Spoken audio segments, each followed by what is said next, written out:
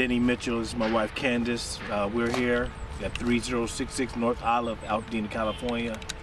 Our house was devastated by and destroyed by the Eaton fire. My mom bought the house in 1972 and been here ever since. Quit deeded to me and my brothers in, what was it, like early 2000? She passed 2006, and we've just been here. My kids grew up here. We're just here. And I married into this. Oh.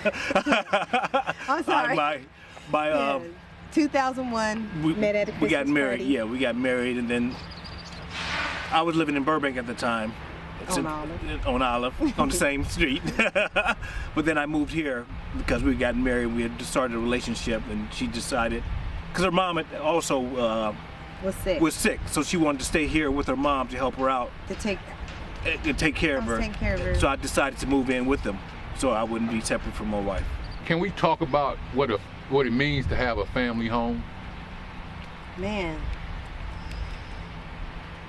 It's comforting. That's where you know where you're going to be every night.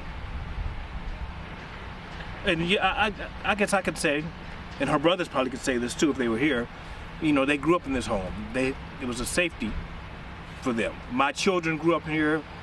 They were devastated by the loss of this home. This is all they know.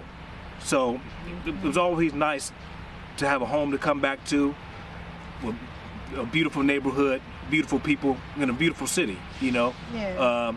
I've been in Altadena all my life, and I was lucky enough to marry my wife and stay in Altadena, you know. So yeah, it's always been home for me. People have this, I think it's a misconception of Altadena, because the media has put it out that this is just a black community, right? Mm-hmm. But I want you to talk about the diversity of Altadena. Okay, it's very diverse. I mean, it's everything. It's very diverse, and our diversity, sometimes in some cities, it can be diverse, but there can still be some tension. There's not a lot of that. There's some tension, but not overt racial tension in Altadena. You know, there's some people that have come in and bought homes around here that kind of don't know our stilo or whatever. Mm-hmm. But they soon come to learn and love Altadena. But it's always been diverse. At least act like it when they come outside. Yeah. They do whatever they in their house, but outside they act like we all are part of this community and belong here. But I mean, the interracial, gay, lesbian, we've had everything on the block. It's beautiful. It's beautiful. Black, white, Asian, Latino, everything. Yeah, particularly on this block, we did have everything. We had a gay couple, 2 homes from us. Yeah. We had interracial couples that lived on here. We everything. Had our next door neighbor who kind of raised Candace, Ali. Yeah, she moved in when I was 4. So you just know everybody. Tony's lived here. Yeah. Forever. It's just, and I was telling my husband, we are now, this was before the fires, I was just kind of sitting on the porch looking at the neighborhood, and I was like, wow, we're the old folks on the block now. We went from being the kids riding our bikes and skates up and down to the high schoolers coming, you know, riding the bus to the mall, riding our bikes around the neighborhood, to now to the parents and walking the kids to Loma out the park to go swimming, to we are the old the old people on the block now, sitting on the front porch. Not that old, but you know what she means. Yeah, it wasn't too many more people over us. Yeah. It was we're getting at the top of the ring, so like, wow. The rebuilding process. You see a lot of signs that say Altadena is not for sale, but I see a lot of for sale signs. Yeah, and I get popping it. up. I get it. If you think about if you were in your 80s, is this something you really want to do, or do you want to take the money that the insurance is giving you, sell your dirt, and go find a nice community of seniors just like you that can still mobile, can still get around, can still function, but they'll check in on you so that you're not just laying dead in your house for months. And you have people, come on, let's get up and go to breakfast. Come on, let's go. We're going to go to the Arts Center. We're going to go to Pachanga. We're gonna go peach picking, pecan picking. It have them doing stuff and moving, and I think that's great. But to be sitting at home all day waiting for someone to call you and say, let's go.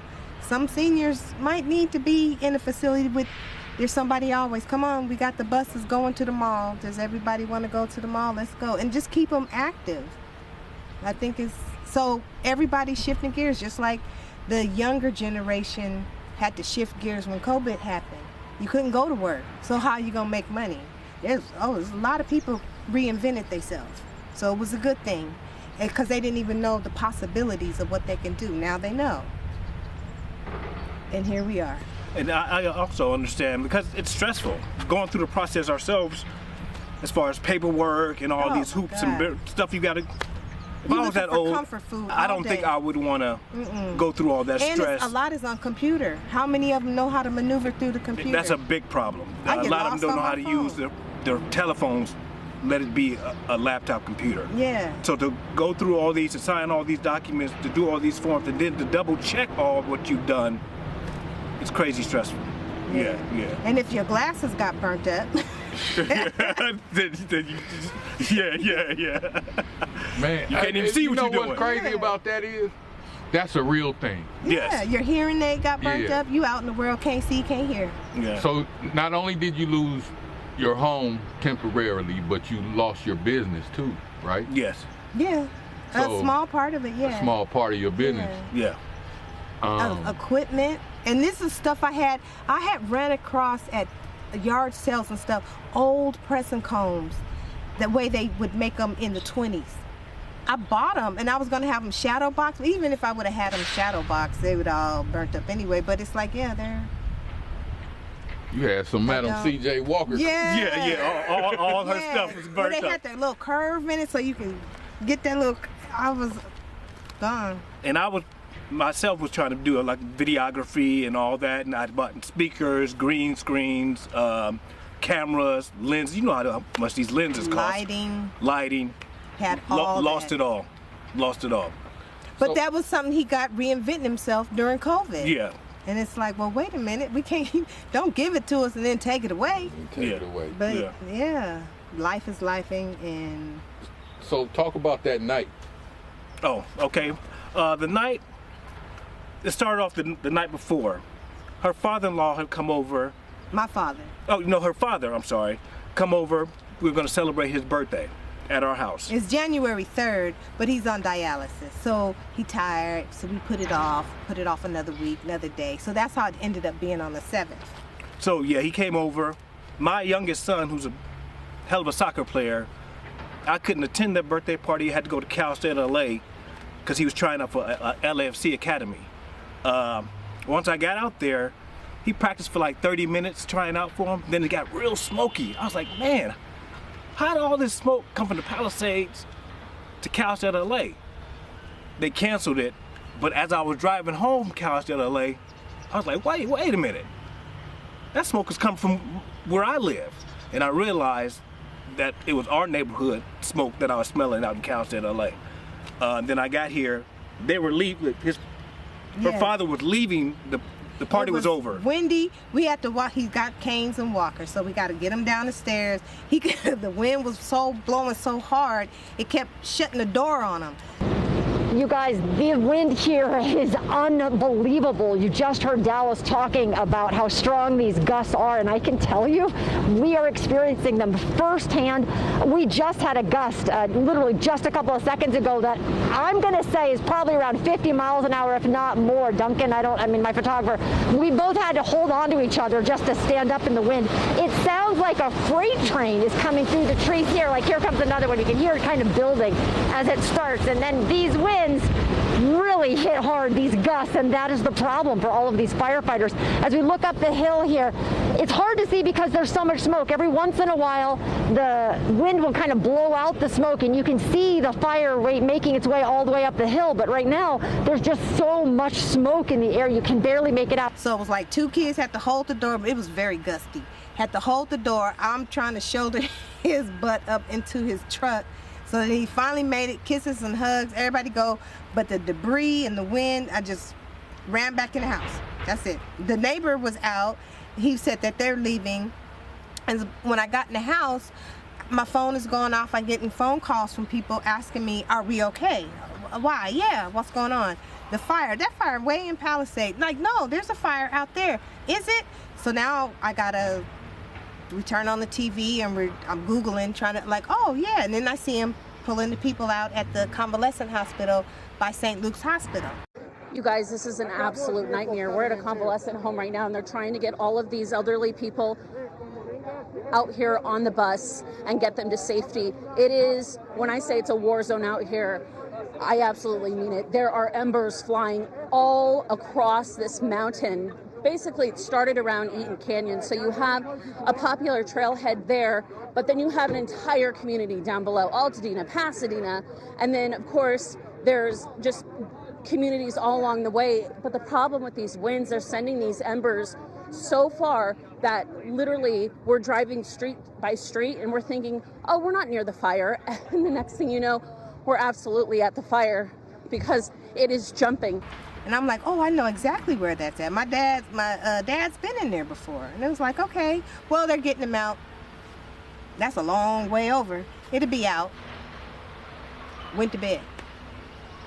Yeah, we cleaned up, laid in the bed, and then the power went out. Yeah. And then it was like, turn the phones off, turn them tablets off. We don't know how long the power's gonna be off, and save the battery, because we don't know when we'll be able to charge it again. So we shut everything off and went to sleep. And that was it. We went to sleep. My oldest son woke us up. What time was that? I think like at 4 o'clock. Was it 4 o'clock or 3:30? About 3:30. About 3:30. Little did we know he had already woke his brothers up and told them to pack because he just didn't feel right. He felt that we were in danger. Then he came back and woke us up, telling us, "Hey, Dad, Mom, I think we need to leave. We need to evacuate because it's looking kind of sketchy outside." I said, "Oh, son, the fire's not gonna make it here. Don't worry about it. We can go back to sleep." You know how many houses got to burn? He said they will put the fire out before it get down here. So I just put on some pajamas and I walk out and stood right there up, and you can, even though there's houses, you can see the top of the mountains. Well, I saw a little flame and I have it on camera, zoomed in, like, wow. And it was like an orange glow on this side. That didn't trigger nothing. And I'm thinking, it's in the mountains. It's in the canyon, it's in the mountains. And it's gonna burn across like it do every 10 to 15 years. It just burn across, but it's always been in the mountains. And I went out on the porch and I'm like, oh, how am I gonna calm them down to tell them we don't have to leave, it's fine. Yeah, she still was like, oh, we don't have to go anywhere. I was like, maybe we do need to go. But then at 4 o'clock, that's when the, I don't know if it was Sheriff, Highway Patrol, whoever it was. Police car. It was a police car. It came down on their loudspeakers, evacuate immediately. What? And that's when she was like, uh-oh. For real? So we start packing, and she started packing all kind of, just all kind of I got random nervous. shit. I got nervous. So I didn't know what to get. So it's like you just grab a bag and you just, everything off the bathroom counter. Okay, what else? And then you try to go through your day. What do you use in the day? Okay, toothbrush, toothpaste. That's why I just swept the whole counter and was like, okay, and I need my work clothes, my work shoes, and the power was out. So I had my light from the flashlight from the phone trying to see stuff. Now we had 2 dogs to corral. So we had 2 dogs also that we had to get. And the funny thing about it, I was calling my dad, telling him about this stuff. He lives on Mount Curve. Keep that in mind. He was telling us to come over there, not knowing that the fire was closer to him than it was to us. Yeah. He kept like, come over here, you'll be safe over here. I was like, we'll try. But once we went down there, I was like, no. We couldn't get up. I had to call him like, hey, the fire is closer to you than it actually is to us. So you need to evacuate. So he went out there and was like, oh, damn. He didn't even know, you know what I'm saying? Yeah, I went up there and I on Mount Curve. Yeah. Cause I was like, man, y'all don't know Altadena, so y'all don't know that it started over there. Yeah. Not many black people live over there. It's all the white homes. It's all the white homes. I said, man, they got hit too. The Y'all think it's just is their backyard. Yeah. I mean, this is the story, cause this is the heart of Altadena. Yeah. But I tried to explain, like, that's not where it started. Like, y'all. So did you see Ben Crump call Altadena the hood and the ghetto?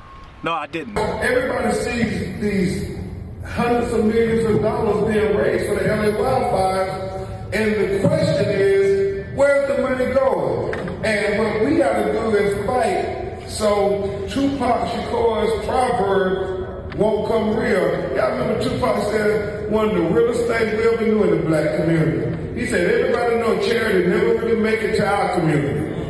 Never really make it to the ghetto. Never make it to the hood. It doesn't seem like he's just in for, Ben Crump. Yeah.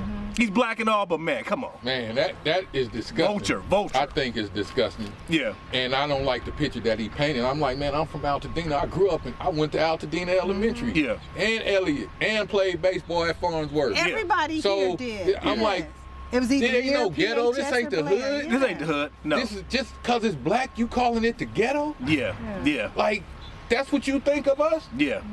So obviously that tells you what he knows about our community. Yeah. So why we want somebody to represent us that doesn't even know us. that don't even know it. Don't even know us.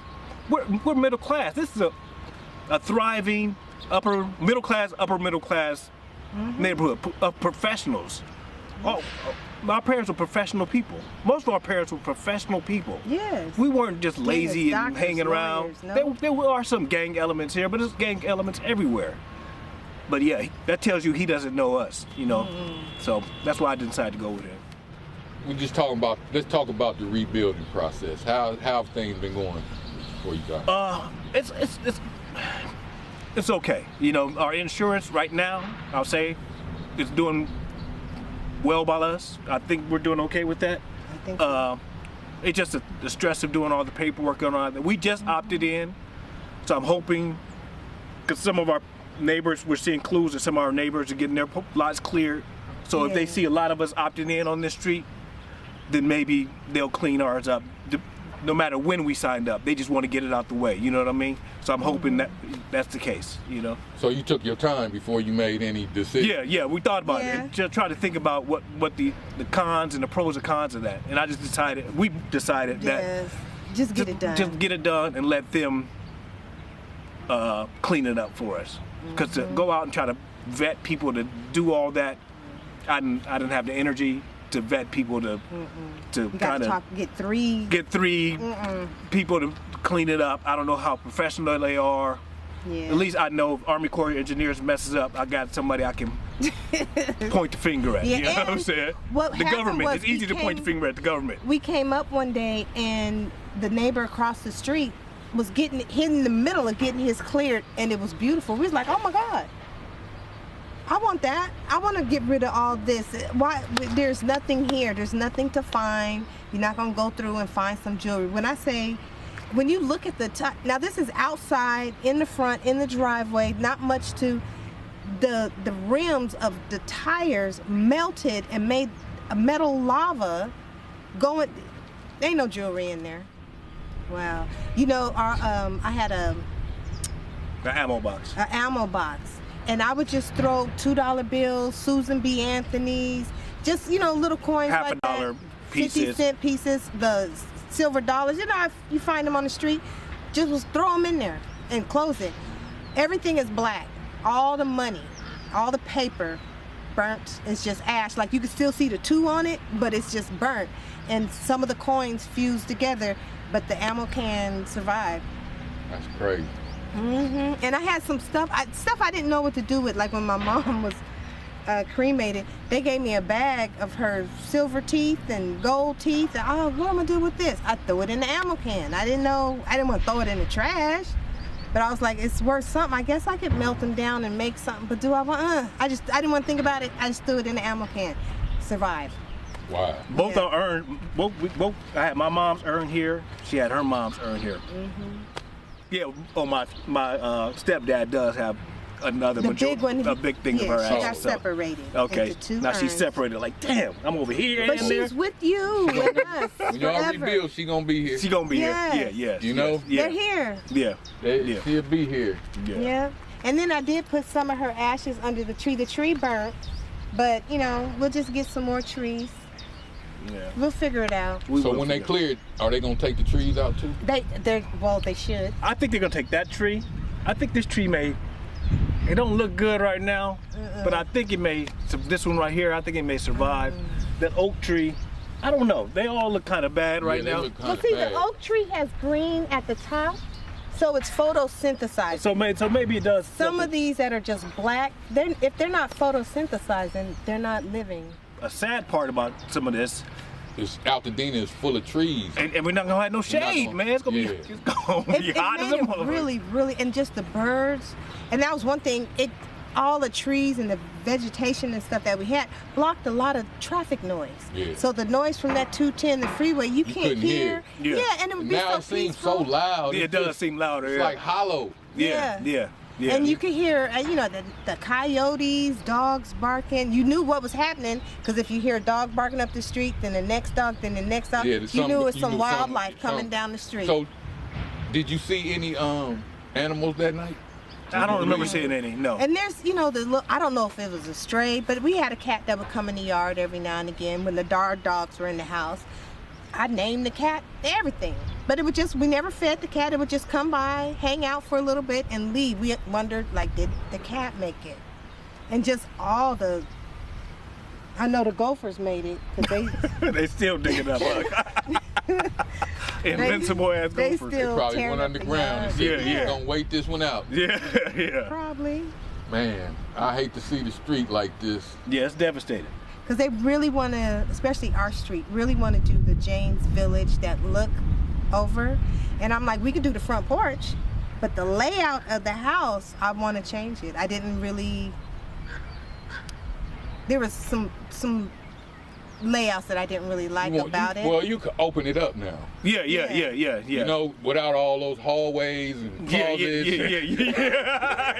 You know, that's how You the gotta houses make a were U-turn built. Yeah, to get yeah. to Now that you could open bedroom. it up. Yeah. So did they tell you about what you could do with your lot? Well, down on, no. Well, it's our lot, I guess. Yeah, we're part of we're learning that. Yeah. Because we're part of a few groups where we're discussing how to and do it. People on this block, people that lived in these sort of homes that live on the other James street, this the James Village. So I'm in a couple groups.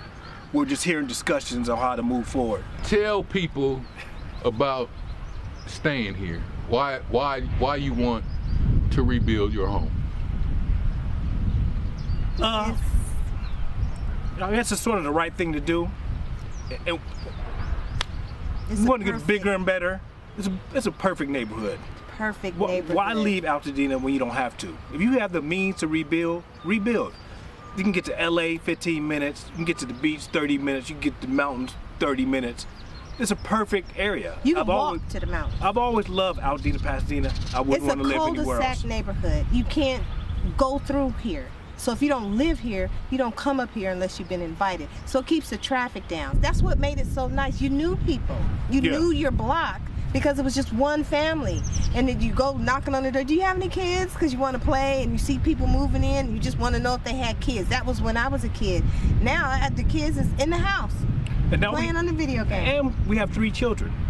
We want to Yeah. leave this for them. Yeah. And like it'll be worth more than when we had it. In the 70s, my mom bought the house for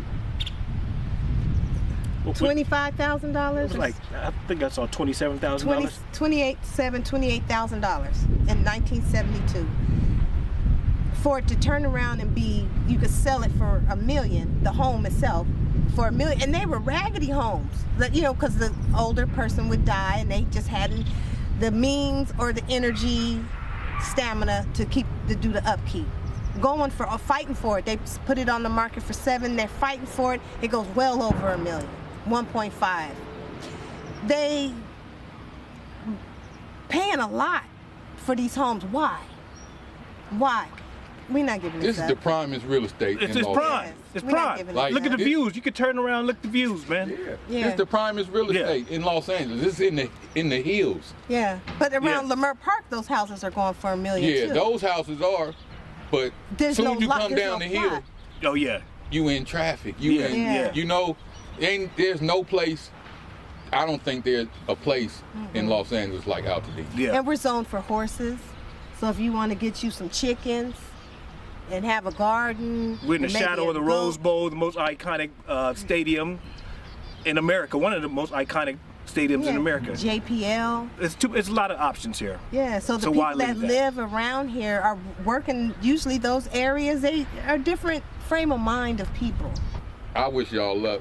Thank you, sir. Thank you. And thank you for this interview. Yeah. It's going to be exciting. I mean, I've never had a house built. I always wanted to, but it was like, who's don't have that money? Yeah, But that's look the. at here. It's the Go pros figure. and the cons. You're gonna have a new home, Yeah. brand new home. Yeah. Go have that. The new home Gonna smell. have- and those houses that stood, Yeah. they gonna look out of place now.